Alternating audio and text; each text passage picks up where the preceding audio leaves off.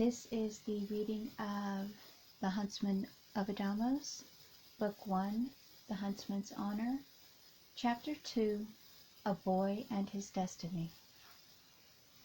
Yurieth and Adamos shared an anguished look as the healers tended their eldest. Yurieth was pallid-faced as he vomited again into a basin. His hair was sticking to the sweat on his brow. Yurieth watched in horror as his brother, who had been ill for days, suffered. Yurieth lay back on the bed, clutching the oracle stone his mother had placed around his neck at the hour of his birth, and prayed to the light that he would get well. Later, Yurieth overheard his parents' murmured conversation as they argued about his twin. "I don't know what to tell you, Adamos. Yurieth should be an oracle.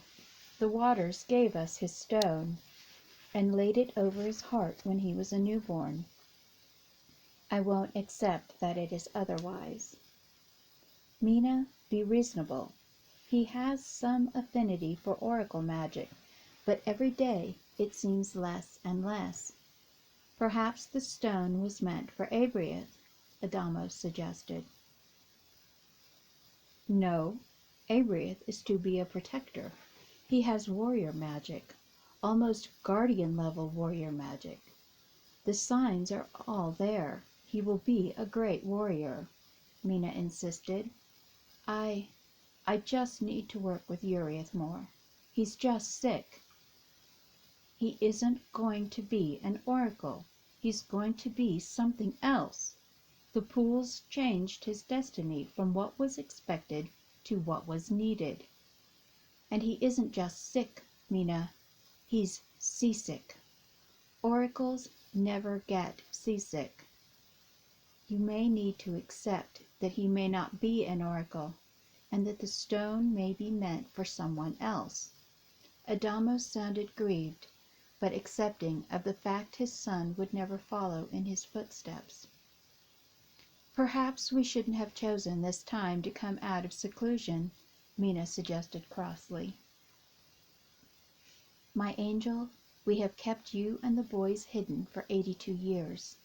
The kingdom needs you, and Lady Palla of Adamos is about to become queen. She needs an oracle as an advisor more than ever." Yurieth could hear his father pacing as he eavesdropped on his parents. "And we need to secure allies beyond the houses of Remus and Odini if we are going to succeed." "I still think Yurieth will be an oracle. The sacred waters don't make mistakes," Mina insisted. "Perhaps it wasn't the water's mistake, but yours," Adamos said tiredly. "What is that supposed to mean?" Yurieth huffed. "Like I have said before, perhaps the stone isn't meant for Yurieth." He paused, taking a resigned breath. "Perhaps it was meant for someone close to his heart." Yurieth finished. Adamos finished, but Yurieth didn't hear the last part. All he heard was his father's assertion that Yurieth's oracle stone wasn't his, before he crept away to see his brother with a heavy heart. Yurieth was laying on his side, looking very pale.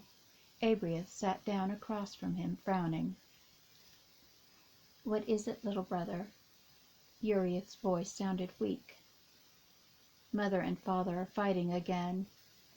Yurieth chewed his lip for a minute. "They are fighting because father thinks the waters made a mistake, or mother did." "Yurieth, I'm too sick for riddles," Yurieth complained, raising up on one elbow. "Father told mother that perhaps your oracle stone wasn't meant for you." Yurieth saw and felt his brother's horror at the assertion, and he wished he could take the words back. Yurieth clutched at the white stone amulet around his neck. "But the pools of destiny gave me this stone. Mother told us the story. The waters put the stone on my chest over my heart. That means I have the heart of an oracle, and I'm going to... Yurieth stopped mid-sentence and began to vomit again. Yurieth held his brother's shoulder as he finished being sick, offering him a damp cloth. Yurieth, oracles don't get seasick, ever. Neither do warriors nor mariners, so you're not one of those. Father thinks you're going to be something else. Shut up, brother. I am an oracle. I am the firstborn of 2 oracles from high houses. It is my destiny, Yuri grated out between gagged and ragged breaths. But Yurieth, get out. Get out and take our father's lack of faith in me with you. Yurieth rolled over and faced the wall of his bunk, so Yurieth wouldn't see his tears, which began to fall before the door latch clicked. His father's lack of confidence was like a knife to his soul, but somehow it rang of truth.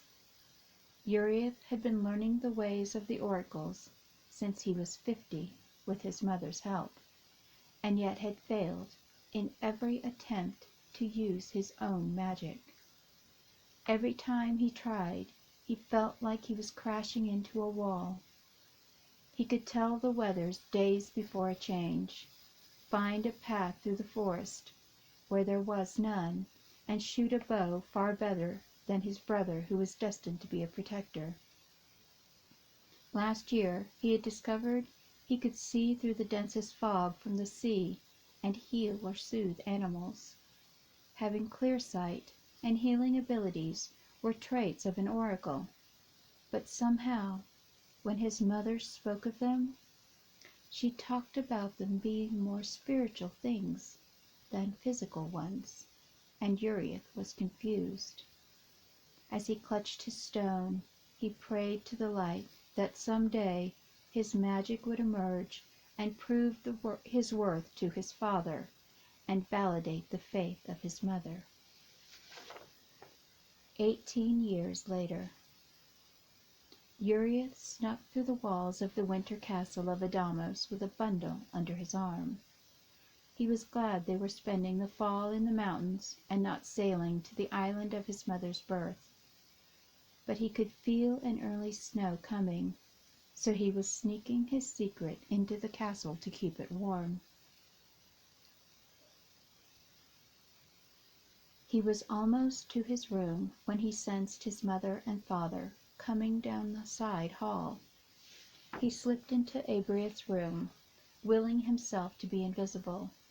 He felt the vibration of their footsteps hesitate as he stashed his bundle in his brother's closet. "Shh!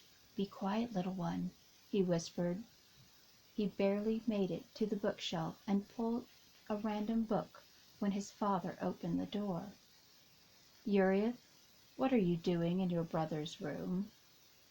Yurieth looked up, trying to pretend surprise. "I'm just borrowing a book, Father." Adamos' expression said that he didn't believe his eldest son, and he held out his hand for the book Yurieth had pulled off the shelf. "And you are borrowing a book on ornamental woodworking for weapon making?" Adamos asked coldly. He obviously knew his son was lying and wanted him to admit it. I, stammering, Yurieth suddenly felt flushed and angry. His father never seemed to tire of degrading him, since his magic failed to manifest itself when he turned 100. And his seasickness was the reason they were not going to the Isles of Angelus this year. "Yes, I need to learn some sort of skill, since I'm not going to be an oracle like you and Mother, or a warrior like my brother." "Yurieth, do not speak to your father in such a tone," his mother scolded. "It is the truth, Mother. Don't you always say to tell the truth? But you and Father lie all the time."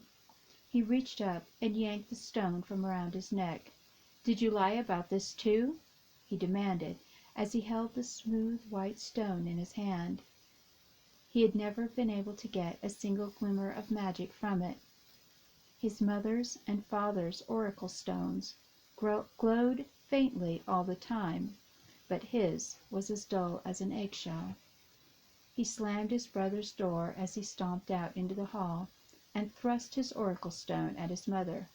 "Just throw it away. It's as useless as I am." Her tears, as her fingers closed around it, told him the hard truth. His mother didn't believe in him any longer. He could see the oracle stone, his oracle stone, glowing in her grasp, and a tear ran down his cheek. His father caught his shoulder before he could storm away, pushing the book back into his hand. "I expect to see your first attempt begun by tomorrow's sunset. Blas the forester can get you any wood you need, but Rama will be here for your and your brother's archery and sword lessons within the hour. After that, I expect you to begin to learn this skill you so desire to have." Turning on his heel, Yurieth stormed away with the book. He had no interest at all in learning to carve wood, but now he would have to, just to keep from being proved a liar. Instead of going to his lesson, he left the castle, walking down the river to the waterfalls. Climbing down the rock face with freakish agility, he landed next to the pool at the bottom, then made his way to the old forester's cot. Blas was the only person he felt comfortable talking to. Not that they talked much. They mostly just sat and listened to the river or to the forest. Yurieth had picked a place about a day's hike down the river where he wanted to build his own house some day, or perhaps he would build on the lake shore of his mother's family's summer home. "You're more fidgety than usual, Lord Yurieth. What is troubling you?" the old forester asked, as Yurieth shifted for the 20th time in 5 minutes. "I'm not an oracle," he answered in a defeated tone. Blas nodded thoughtfully, puffing his pipe. Yurieth felt compelled to continue. "I don't have my parents' magic. I can't see the future or predict how people are going to act. I mean, I can see how they're going to move before they do. Like how a flock of birds is going to shift in the sky before it does. But Mother says it isn't the same thing, and I can't make my oracle stone glow. No matter what I do, or how hard I meditate or pray, nothing happens. I would have more luck making a piece of river rock glow. I hate myself because I cannot be what they expect me to be. I have failed my destiny and have no honor. And I hate my parents because they cannot tell me what I am supposed to do. They are oracles who cannot help their own son." He sniffed and wiped his hand across his face, finding tears on his cheeks. "Now I'm going to have to start doing the things in this stupid book I just grabbed so I wouldn't get in trouble for hiding." "Oh no!" Yuri surged to his feet. Blas raised an eyebrow. "Is there a problem, lad?" "I may have left an orphaned baby animal in my brother's closet?" He said it more like a question than a statement. "I see. And what manner of orphan was it? A rabbit? A squirrel?" Blas asked. Yurieth chewed his lip like a boy his age would at being caught doing mischief. Blas' intense gaze pulled the answer out. "A cub." The forester was on his feet in an instant. "There are no orphan's cubs. on Adamos land, bear or mountain feline. Which is it? It is a bear cub, Yurieth confessed in a rush. Come, we must get back before someone in your family gets hurt, or its mother comes to seek it. Can you reach your twin and warn him? Yurieth reached out with his mind and could feel his brother shooting targets. Yurieth, listen to me. No, big brother, you listen to me. Mother and father are angry that you are not at our weapons lesson. Yurieth snapped at him through their twin link. I don't care. Look, don't go, Yurieth started. Oh, I know you don't care, Yurieth snapped back. I know you think you're better than me, but you can't just skip lessons. So you better have a good excuse, because I'm not going to cover for you anymore. Then Yurieth was gone. He had shut Yurieth out completely. Yurieth looked at Belast with wide silver eyes. Yurieth wouldn't listen when I tried to warn him. Belast nodded. Then we better get to your brother's room and get that cub before his dam comes to seek him out. They took the old forester's flyer and quickly went to the castle, only to find everyone standing outside. As soon as they landed, Yurieth ran into the house, ignoring his mother shouting at him. Protector Rommel was standing with a bow drawn taut in front of Yurieth's room. Yurieth tackled him just as the arrow was loosed. The vicious snarling coming from inside Yurieth's room was silenced, and was followed by a bear cub's crying. No, don't hurt them, Yurieth shouted as his father seized him. Please, it's not her fault. Please don't kill them. Yurieth, control yourself, Adamos ordered, as Belast came up behind them. My lord, please, let the lad handle the bear cub. Both Rommel and Adamos looked at the old forester like he was crazy, but Yurieth had already begun creeping toward the door. Inside, he could see the mother bear.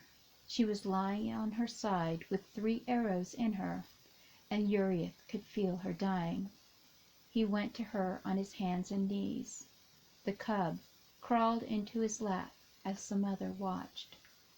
Yurieth placed his hand on her side, trying to soothe her pain. He could feel the bear's life growing weaker, like the vibration of a guitar string. Don't worry. I'll take care of him.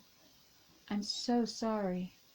I'm so sorry, Yurieth sobbed.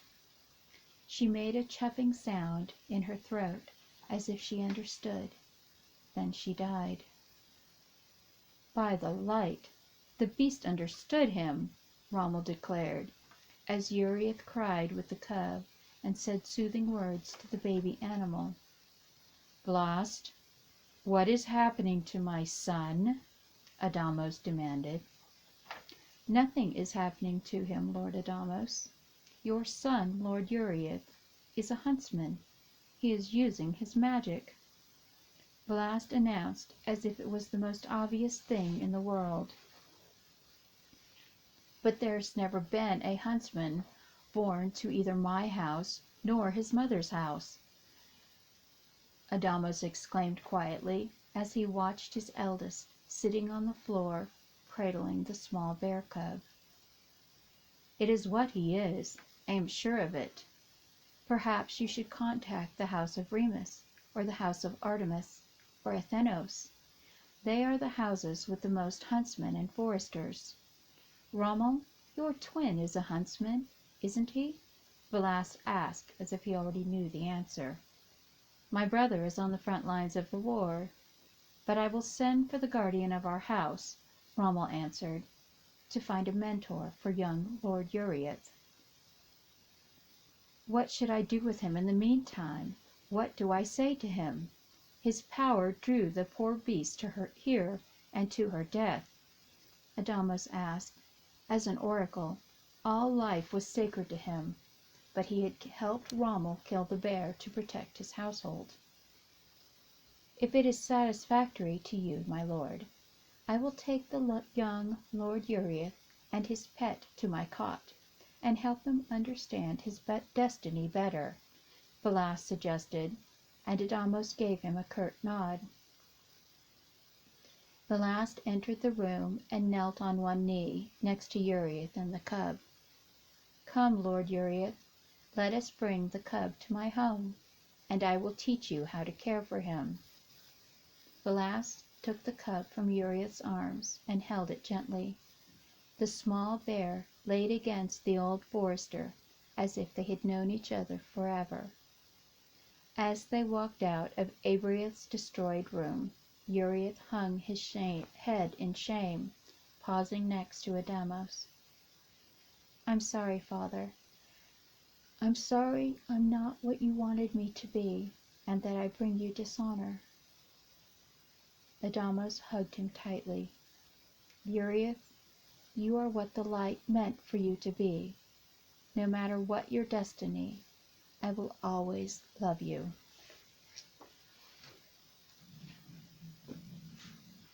The end of chapter 2 of The Huntsman's Honor. The next chapter is chapter 3, Gifts Others Do Not Have. Thank you for listening.